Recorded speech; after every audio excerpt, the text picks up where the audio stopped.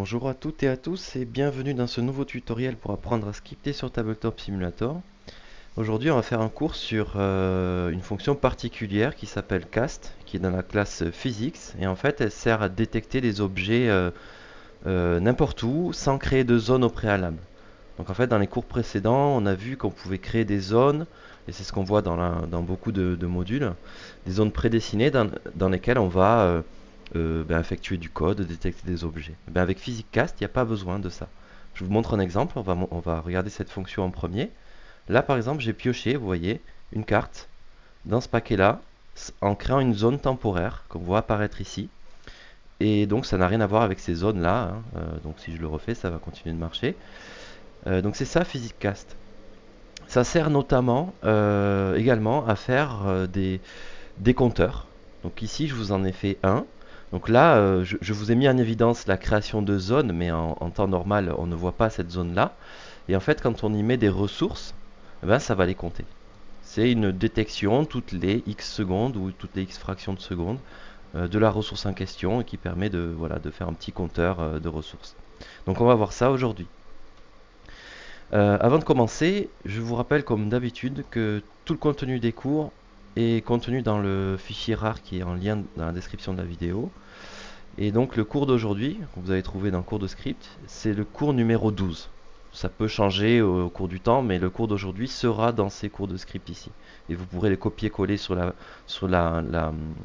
sauvegarde qui est donnée avec ces cours, hein, ici. Et donc ils marcheront. Voilà. Donc on va tout de suite aller au cours, au code plutôt. Donc ici, comme d'habitude, j'ai un code de base avec le petit bouton setup, le plateau que je vous ai montré en bas et un dé. Ce dé, on ne va pas l'utiliser aujourd'hui d'ailleurs.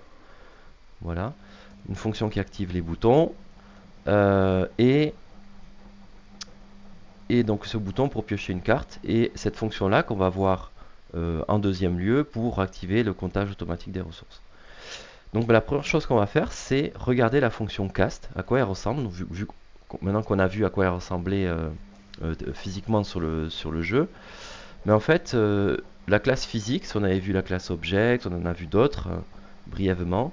Cette classe-là a très peu de fonctions, elle en a 3, et dont 2 fonctions qui servent à gérer la gravité. Voilà, à avoir un indice de gravité ou pouvoir changer la gravité du jeu. Bon voilà, moi j'ai jamais eu l'utilité, mais il faut savoir que ça existe. Et donc cast, c'est la fonction la plus utile. Et en fait, c'est, voilà, comme je le disais plus tôt, c'est une apparition brève d'une zone pour détecter des objets. Donc voilà, vous voyez, il faut lui donner une origine, une direction, quel type de zone, parce que ça peut être juste un rayon, juste un trait, une sphère, une box, c'est ce qu'on va faire aujourd'hui, un cube en fait, voilà, un rectangle. Et donc la taille, voilà, etc., etc. Le reste, on verra ça. Et ensuite, cette fonction nous renvoie, donc c'est détaillé ici, vous voyez, il y a des exemples assez pratiques hein, dans l'API, il ne faut pas hésiter à la regarder. Elle nous renvoie une hit list, donc tous les objets qui ont été, on va dire, percutés par cette zone projetée. Ok. Et en fait, voilà, on va exploiter cette hit list exactement comme on l'a fait avec les zones.getObjects. C'est le même principe. Bon, mais c'est parti. Donc on va essayer de respecter ce schéma-là. Donc, je reviens à ma fenêtre et je vais m'attarder sur cette fonction drawCard. Donc, on va commencer par celle-ci. Et donc là, je vais faire un PhysicCast. Alors, ça se fait pas sur une zone, un objet. On peut, mais en fait, ce dont ça a besoin, c'est d'une position dans le jeu. Donc là, artificiellement, j'ai mis cette position. On va mettre celle-ci. Ok. Mais on va voir qu'il y a d'autres solutions aussi que de faire comme ça. Donc là, je vais faire tout simplement un physique.cast. Ok. Et je vais lui donner les informations dont elle a besoin. Donc il y avait origine. C'est un peu comme la création de boutons, c'est assez fastidieux, mais il suffit de copier-coller. Là, je le fais pour vous. Voilà. Direction. On peut faire aussi, comme d'habitude, une table paramètres, params, et l'injecter dedans. C'est la même chose. Elle a besoin que tous ces paramètres soient contenus dans une table. Donc voilà, type égale, virgule, etc. Ensuite, il nous faut le debug. Donc le debug, on va expliquer tout ça un par un, une fois que je les aurai écrits. La taille, l'orientation. pas le compléter. Et max distance. Voilà. Alors comment ça fonctionne? Donc origine, c'est la position de départ. Donc c'est là où on a notre paquet de cartes. On peut même mettre 0 pour le mettre au ras de la table. Voilà, ça, vous pouvez utiliser un objet.getPosition. C'est ce qu'on va faire plus tard. Ça, c'est plus judicieux. La direction, donc en fait, à la base, PhysiCast, c'est quelque chose qui va projeter une zone dans une direction. On va déterminer une direction, le haut, le bas. Pour nous, c'est pas très important parce qu'elle va être statique. Mais il faut savoir qu'à la base, cette fonction permet de projeter une zone, c'est-à-dire qu'elle se déplace dans le temps et qu'elle renvoie tous les objets qu'elle aura percutés. Je vois pas trop l'utilité, mais bon, on l'utilise surtout de manière statique. Donc la direction, c'est peu important. On va mettre vers le haut.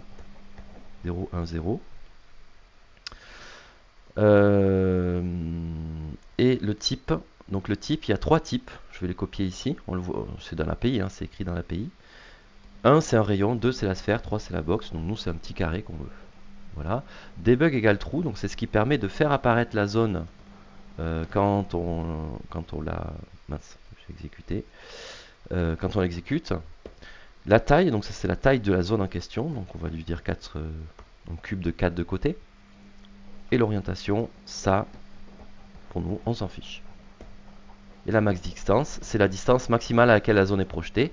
Et donc, on s'en fiche aussi. Si on met une valeur supérieure à 0, ben la zone va bouger, okay, vers cette distance-là. Voilà, donc on a notre fonction qui est déjà prête. Si j'appuie, voilà, vous voyez, elle est là. Si j'enlève debug true, si je mets false, là, ou que j'efface la ligne, là, on la voit plus. Mais l'opération est quand même réalisée. Okay, donc ça, c'est ce que vous ferez quand votre fonction sera bien paramétrée et que tout sera bon. Donc on va laisser true pour l'instant. On peut même laisser false, on sait qu'elle est pas mal. Alors les objets qui vont être envoyés, il va falloir les sauvegarder, comme pour getObject. Donc je vais les appeler ici. Donc par convention, on écrit ça comme ça, hitList. Le local est... Voilà. Donc ça sera la liste, ok, qu'on va aller exploiter. Sauf que... bon, c'est un problème qui peut facilement arriver, c'est qu'on croit que c'est pareil et qu'on va faire en fait ça, obj, une hyper hit list, ok, sauf qu'il y a une étape en plus. Donc si on renvoie la liste qui est retournée, donc c'est une table, vous voyez en fait elle nous donne des détails sur la percussion en fait, sur la distance par rapport à la zone, dans quelle surface a été impactée. Donc, tout ça en fait on s'en fiche, on n'en a pas vraiment d'importance. C'est ça qui nous importe, c'est hitObject. Et ça correspond au objet quand on fait un getObject. C'est vraiment cette ligne-là. Donc en fait, il faut ajouter ce truc-là. Donc ce que je fais moi, c'est quelque chose qui se fait aussi dans certains langages de programmation, c'est que directement, je renomme la chose. Donc hitObject, c'est ce que nous on appelle d'habitude obj. Donc ça peut porter à confusion que je mette le même nom, hein, mais je peux faire comme ça. Il n'y a pas de problème. Les deux marchent, donc vous faites comme vous voulez. Si vous voulez pas vous embrouiller, vous faites comme ça. Donc là, on ramène à la même chose que ce qu'on a l'habitude d'utiliser, ok, des objets. Donc là, on va tester quel est le type de l'objet et en fonction de ce type-là, si c'est un deck, eh ben, on va piocher, ok, comme d'habitude. On a vu ça dans les cours précédents. Donc si le type égale deck, j'ai oublié le D, alors, eh bien, on va faire un takeObject. Ok, takeObject, donc toujours pareil, une table avec les informations. Donc ici je pourrais faire un params aussi, voilà, je vais changer un peu, je vais faire comme ça. Position, donc on va partir de la position du deck et on va décaler de 4 vers la droite. Donc, objet getPosition, ok, donc ça c'est une fonction, plus vector, un vecteur vers la droite. Entre parenthèses, comme ça, vers la droite et aussi un peu vers le haut pour pas que ça arrive au ras de la table. Et la rotation, toujours pareil. On aurait pu non, on n'aurait pas pu faire un flip ici. La rotation c'est voilà, face visible, toujours pareil, 0,180, 0, et j'ai oublié la virgule ici. Voilà, donc on peut déjà voir ce que ça donne, on va tester. Et ça marche. Voilà. Donc là, l'avantage de ça, je le répète, hein, c'est de dessiner aucune zone au préalable. Tout marche sans... on peut, en fait, ce qu'on a vu depuis le départ, c'est une façon de faire. Et à partir de maintenant, si vous intégrez ce PhysiCast, vous pourrez l'utiliser partout, à la place de vos zones prédessinées. Il suffira de donner les coordonnées. Ok ? Donc c'est voilà, on remplace un petit travail de dessin par un travail de recopiage de coordonnées. C'est pas voilà, c'est à vous de choisir. Et moi je pense que PhysiCast est quand même un peu plus poussé, un peu plus efficace et un peu plus propre aussi parce qu'on s'embrouille moins dans les zones. Voilà. Très bien, donc on a vu ce premier exemple et à partir de ça, on peut imaginer plein de choses. Et y compris ce petit module que je voulais vous montrer de comptage de ressources et que vous pourrez utiliser dans vos propres modes. Donc là, on va coupler PhysiCast avec une fonction qu'on a déjà vue dans un cours précédent et un cours qui portait là-dessus, qui s'appelle wait. Ok, c'est une fonction qui s'appelle waitTime, pardon, dans la classe wait. Donc ça, c'est tout ce qui est timer. Donc pour ceux qui utilisaient des timers, si jamais voilà, il y en a parmi vous, sachez que c'est déprécié. Déprécié, ça veut dire que dans une prochaine mise à jour, on ne sait pas quand, ben ce code ne marchera tout simplement plus. Il sera désactivé. Voilà, donc quand c'est déprécié, en général, c'est remplacé par autre chose. On nous dit maintenant, vous remplacez par wait frames ou wait time. Ok, donc ce timer, avant, qu'est-ce qu'il permettait de faire? C'était de lancer une fonction avec à intervalles réguliers, toutes les x fractions de seconde, un certain nombre de fois ou à l'infini. Et bien ça, maintenant, c'est complètement intégré dans la fonction wait. Et je vais vous le montrer à l'instant. Nous voilà de retour sur l'API à la classe wait. Donc on avait vu dans les cours précédents la fonction waitTime. Hein. Donc il y a plusieurs fonctions dans la classe wait. Une qui marche en fonction des frames, donc on en avait discuté dans le cours qui portait dessus. Et une qui marche aussi sur des conditions. Donc ça on n'avait pas vu dans le cours. Donc je ne sais pas si je ferai une micro vidéo là-dessus. Mais en tout cas je l'ai rajouté sur le cours écrit. Donc si ça vous intéresse, vous pourrez aller voir la petite fonction qui va en fait afficher le résultat d'un dé après qu'il se soit lancé. Donc ça, c'est une petite parenthèse. Vous allez voir ce cours-là. Je crois que c'est le cours numéro 6, mais j'en suis vraiment pas sûr. Mais voilà, si vous voulez voir comment marchent les conditions avec la fonction, avec la classe wait, n'hésitez pas. Donc nous, on revient sur la fonction time. Et donc on avait vu à chaque fois qu'on écrivait wait.time, une fonction avec voilà, sans nom et avec end, donc elle est délimitée par function et end, donc c'est juste un print hello, et un délai à partir duquel on lance le waitTime, avant l'exécution de cette fonction-là. Et bien en fait, il y a un troisième paramètre qui est facultatif, c'est répétition. Donc on met une virgule ici, et le nombre de répétitions qu'on veut. Donc c'est ce qu'on va voir ici. Et en fait, ce qui est précisé, c'est que si on met -1, ça veut dire infini, répétition à l'infini. Et c'est exactement comme ça qu'on fait un compteur en fait. Et que vous verrez dans la plupart des modes, il y a des compteurs qui sont construits comme ça. Donc nous on va le faire sur cette plaque là, sur le plateau joueur, j'appelais ça, je crois que j'ai sauvegardé le guide. Et on va créer ce petit compteur ici, qui aura donc une PhysiCast qui aura la taille de l'objet. Donc ça aussi on va avoir un PhysiCast qui va automatiquement matcher la taille de l'objet pour détecter tout ce qui va passer dessus. Et ben c'est parti. Alors nous voilà ici, donc ça c'est terminé. J'avais créé une fonction que j'ai appelée comme ça un nom un peu long, Launch Automatic Resource Counting. Donc c'est vraiment explicite, hein, ça veut dire que c'est un comptage de ressources automatique qui va se faire sur le plateau. Donc je vais la créer cette fonction et on va aller voir comment la construire. Donc on va pas tout faire dans une même fonction. Ça c'est en fait une fonction d'initialisation. Comment on va faire ce compteur? On va le faire en deux étapes. Première étape, on va initialiser, c'est-à-dire créer le bouton, créer le timer qui va permettre de lancer le PhysiCast, et après on va faire des détections en boucle. Donc voilà les deux étapes. Donc on y va. On va commencer par faire cette activation. On avait dit. Donc moi j'appelle tout ça activate button. À chaque fois j'utilise le même nom, mais vous l'appelez comme vous voulez. Je vais l'appeler activate count. Chaque fois que je veux activer quelque chose, des boutons, un affichage, j'appelle ça activate. Et donc cette fonction, autant la rendre générique. Ok, on va mettre tile ici, c'est sur une tuile. J'aurais pu mettre, voilà, j'aurais pu directement tout faire sur le plateau ici et ne pas mettre d'arguments. Mais en fait, c'est mieux de faire ça parce que déjà, elle est générique, on pourra le copier-coller pour l'utiliser dans un autre contexte. Donc là, je vais faire ce comptage automatique, enfin cette activation, et ensuite, je vais utiliser le fameux waitTime pour faire mon comptage automatique. Donc ça, on le verra après. Ok. Donc je mets rien du tout, je le commente, et donc on va commencer par activer ça. Donc function activate count, et donc il ne faut pas oublier de reprendre l'argument. Vous voyez ici c'est signalé que je l'ai oublié, voilà.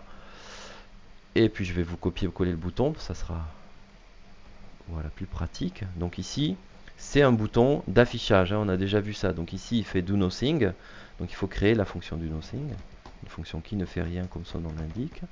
Voilà. Et donc avec un affichage, un label. Oui, j'ai concaténé, c'était pas forcément obligatoire, j'aurais pu faire ça. Voilà, tout simplement. Mais bon, c'est pour reprendre le schéma qu'on va prendre par la suite. Donc au début, on va compter de la monnaie. Et donc on lui met un affichage de 0. Donc déjà, je regarde si ça marche. Voilà, ok. Donc après, à vous de paramétrer l'affichage comme vous voulez. Si vous voulez que ce soit écrit un petit sur un côté, etc. Ça, voilà, c'est pas l'objet d'aujourd'hui, mais ça peut se customiser. Ok, donc maintenant, on a fait cette activation. Donc maintenant, on va faire le wait time. Donc là, qu'est-ce que je veux dedans? Je sais qu'il va y avoir la fonction, ok, fonction, il va y avoir le délai, ok, on avait vu ça, et maintenant on va ajouter les répétitions. Voilà, ben, c'est parti. Donc la fonction, eh ben, vous savez qu'on écrit toujours ça comme ça, c'est une fonction dans une fonction, sans nom. Et on va l'appeler, nous on va passer par une fonction qu'on va détailler ici, hein. On pourrait la faire ici, mais bon je trouve ça plus propre de faire comme ça. Update resources. Voilà, et ça on va toujours utiliser la tuile. Donc on utilise un paramètre qui se transmet, enfin quand on veut toujours garder l'objet, le paramètre sur lequel on agit ou qu'on va utiliser, il faut le transmettre entre les fonctions, il ne faut pas l'oublier ça. Si on fait ça et qu'on crée notre fonction update resource, ben vous allez avoir une erreur parce qu'il ne va pas savoir sur quoi agir quand vous allez écrire ici tile ou même si vous écrivez plateau joueur, c'est pas bon, ok, ou plateau, on a appelé ça plateau, parce que là en fait on utilise un argument qu'on n'utilise plus après puisqu'on repart sur un objet fixe déterminé donc à l'avance, donc ça on ne pourra pas le copier-coller dans un autre mode, il faut faire au maximum de la généricité, quelque chose qui soit reproductible. Hop, voilà. Ok. Donc là, on va dire qu'on va le faire toutes les... Donc ça, c'est un premier argument, hein. Il ne faut pas oublier que cette fonction, c'est un argument, c'est un paramètre. Donc ensuite, on veut le timer. Donc on va dire toutes les 0,3 secondes. Ça paraît suffisant. Et enfin, on met -1 pour dire qu'on veut le répéter à l'infini. Voilà, c'est aussi simple que ça. Donc maintenant, on va faire du comptage de ressources comme on l'a déjà vu avec PhysicCast. Donc ici, on va pas passer directement par le PhysicCast, ok? Moi je décompose, donc je vous montre comment je procède. Donc on va compter les ressources, nombre de ressources, donc ici on en compte une, et ça va être égal à toute la fonction PhysicCast avec oui, la boucle pour parcourir les objets. Donc ça encore c'est une grosse partie que je préfère reporter dans une autre fonction. Donc je l'appelle countResources. Et on va dire que cette fonction va prendre comme paramètre le nom de la ressource, donc je l'appelais monnaie, et l'endroit où elle se fait. Ok, tile. Donc ça on la détaillera après. Une fois qu'on a ce nombre de ressources, eh ben, on va éditer le bouton qui est sur ce même objet. Donc on fait un edit button. Ok, donc ce bouton là, on va l'éditer, on va le changer pour afficher le nombre de ressources. Alors c'est parti, une table qu'on va compléter par uniquement les choses à changer. Donc paramètre obligatoire, on l'a vu, c'est l'index. Absolument obligatoire, sinon ça ne marche pas. Donc c'est le premier bouton, l'index commence à 0 pour les boutons, c'est une petite exception à connaître. Donc c'est voilà, c'est l'index 0. Le label va changer, que le label. Et on va garder l'affichage avec monnaie de points, sinon c'est pas joli si on change. Et donc là on va concaténer tout simplement avec le nombre de ressources. Et voilà. Donc on a notre fonction intermédiaire qui est prête. Et maintenant on va s'attaquer au PhysicCast. Et on revient sur ce qu'on a vu plus tôt. Donc c'est countResources. Et donc là on reprend. Donc on va pas réécrire ça. Hein. Pas comme ça. Nous ce qu'on veut c'est des noms de paramètres. Vous voyez là il y a une erreur. Il veut des noms de variables. Donc on va l'appeler ressources. Eh ben moi j'utilise le tag. On a déjà vu ça, on a vu que c'était efficient, qu'il y avait pas mal de possibilités. Alors continuons sur cette lancée-là. On pourrait utiliser le nom également. Donc on va faire un local hitlist comme plus haut, égal, PhysicsCast. J'essaie de ne pas faire de faute de frappe. Physics c'est avec un S. Et là donc c'est une table qu'on va compléter. Donc on va s'aider de celle-ci. Voilà. Donc qu'est-ce qu'on va faire dans cette table? On va changer. Ah non, attendez, je me suis trompé, j'ai mis le bouton. Voilà, ici. On aurait eu des problèmes. Voilà. Donc qu'est-ce qu'on va changer? L'origine. On va pas la mettre en dur comme ça. On va se baser sur la tuile. Elle va partir du centre de la tuile. Donc ça sera tile.getPosition. Voilà. Ensuite, la direction, on a dit que c'était pas important, c'est vers le haut. Le type, toujours en carré, ça nous convient très bien. On va faire un petit debug true. Et la taille, alors c'est là que, on pourrait faire ça, mais ça va ne détecter que au milieu, ou voilà, ça va pas s'adapter à la taille de l'objet. Donc pour faire ça, on va chercher quelque chose qu'on a déjà vu, je crois, mais je préfère vous le remontrer vite fait. C'est getBounce. Hop hop hop, c'est ici. Donc getBounce, c'est vraiment pour avoir la réelle taille de l'objet. GetBounce précisément .size. Ça, c'est la vraie taille de l'objet dans l'espace. Donc c'est ça qui nous intéresse. Parce que le size, le caractère size, getSize d'un objet, c'est un facteur d'agrandissement en fait. C'est un facteur de grossissement comme on aurait sur une loupe, sur un microscope. C'est pas vraiment ça la taille de l'objet. GetBounce.size, c'est la réelle taille de l'objet. Et pour info, getBounce normalized, c'est la réelle taille de l'objet en prenant en compte son orientation dans l'espace, etc. Donc en fait, ça c'est encore mieux. Je crois que je vais prendre ça plutôt. Voilà. Donc on revient sur notre code. Donc ici, ça sera tile.getBounceNormalized. Et on a dit qu'il fallait, une fois qu'on avait récupéré ça, il fallait prendre l'attribut size ici. Ok? Vector of the size of the bounding box. Ok. Donc là, on a la taille de la zone. Si on le laisse comme ça, on peut essayer. Hein. On va faire ça. Bon, déjà, on va regarder si ça marche.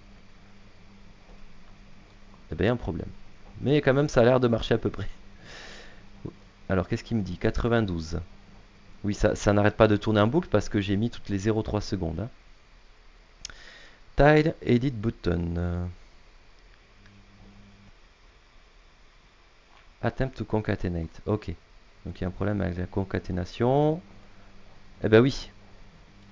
Donc, c'est normal, c'est que j'ai pas encore calculé ce nombre de ressources. Hein, donc, faut pas s'étonner. Donc là, je vais juste faire ça. Voilà. Ça ira mieux. On va remettre .3. C'est un petit oubli de ma part. Hein. C'est logique. Ok. Donc là, on voit que ça marche. On voit que la fonction, que comment dire, que la cast marche. Mais vous voyez, ça prend vraiment la taille de l'objet. Et nous, on voudrait quand même que ça aille voir un petit peu au-dessus. Parce que les objets ne sont pas forcément complètement fusionnés avec la plaque. Donc on va le surélever. On va mettre un petit vecteur. Et on va le surélever de 2 par exemple.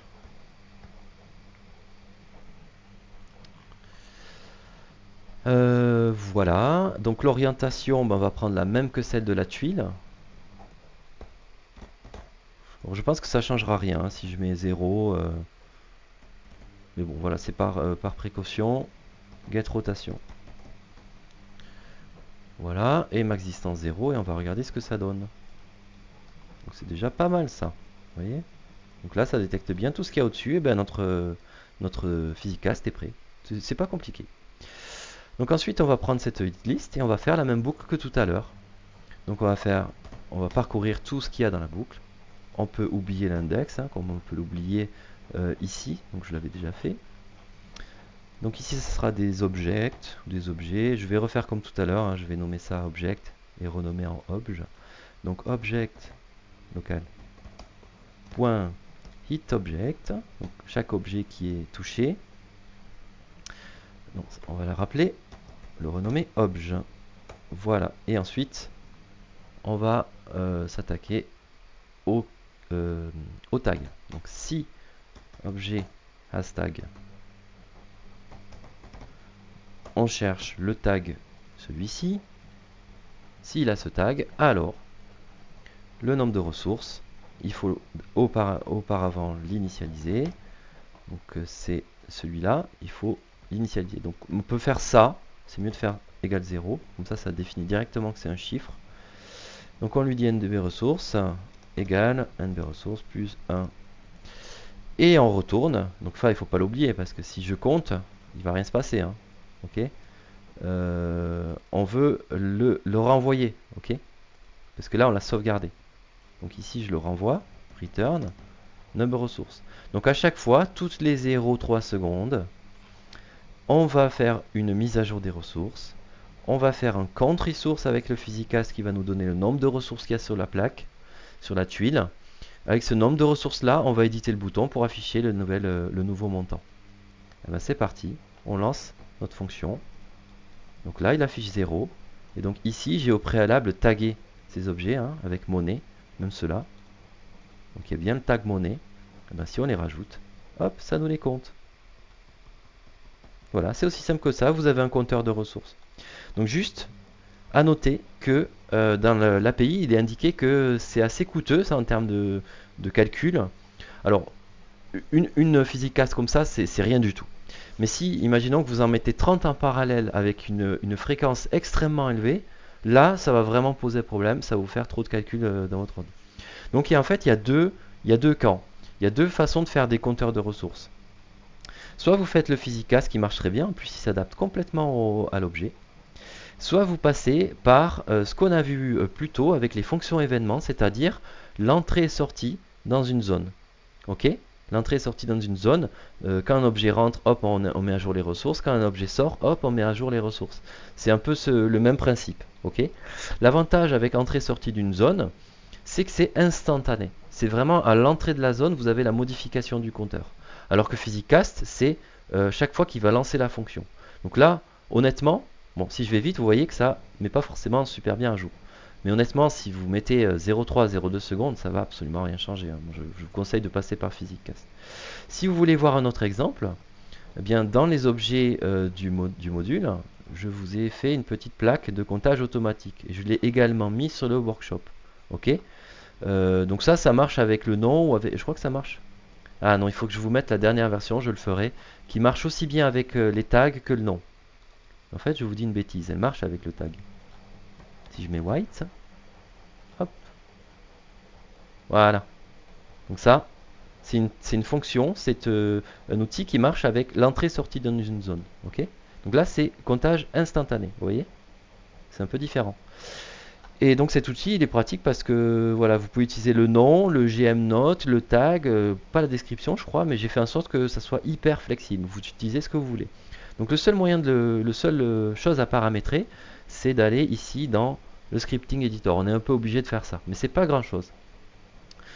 Il est ici et devrait arriver quelque part par là. Alors là, je ne sais plus lequel c'est. Ça a l'air d'être ça. Hein. Je crois que c'est ça. Donc là, la seule chose qu'il va falloir changer, c'est ce qu'il y a ici. Je ne sais pas pourquoi c'est commenté. J'ai un doute sur le... Ok. Donc là, vous allez juste mettre le nom de la ressource. Ok. Le tooltip. White tokens. Ok. Le nom de la ressource qui va apparaître. Si vous voulez pas qu'il y ait de titre, mais juste des chiffres, vous mettez rien. Ok. À tooltip. La couleur dans laquelle ça sera affiché, bleu ou blanc. Et quel est le nom que doit avoir la ressource. Donc ça, vous le mettez sur le tag, sur le nom ou sur le GM note de la ressource. Tout va marcher. Ok. Et donc il y a simplement ça à paramétrer et rien d'autre. Voilà, c'est tout. Ben écoutez, moi je vais vous laisser avec ça. Donc après, vous pourrez explorer le code de cette tuile si ça vous intéresse pour voir comment c'est fait. C'est un peu plus compliqué à gérer que ça, hein, parce que ben, si je crée une zone avec spawn object, quand je vais la déplacer, la zone devrait rester. Ici, j'ai mis quelque chose qui va détruire la zone à chaque fois qu'il y a un événement pic. Chaque fois que je prends la tuile, hop, vous voyez un petit éclair qui fait que la zone réapparaît. Donc c'était un peu plus compliqué à faire, mais ça fonctionne et vous pourrez l'utiliser dans tous vos modes si vous en avez besoin. Donc, je crois qu'on a fait le tour du cours aujourd'hui sur les PhysiCast et aussi sur les moyens de faire des comptages de ressources automatisés. Donc, j'espère que ça vous a intéressé et puis je vous invite vivement à pratiquer ce PhysiCast dans vos modules. Et je vous donne rendez-vous pour une prochaine vidéo. Je ne sais pas encore de quoi elle va traiter.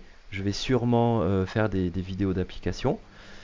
Mais en tout cas, je vous dis à très bientôt. Amusez-vous bien avec le code. Passez une bonne journée. Au revoir.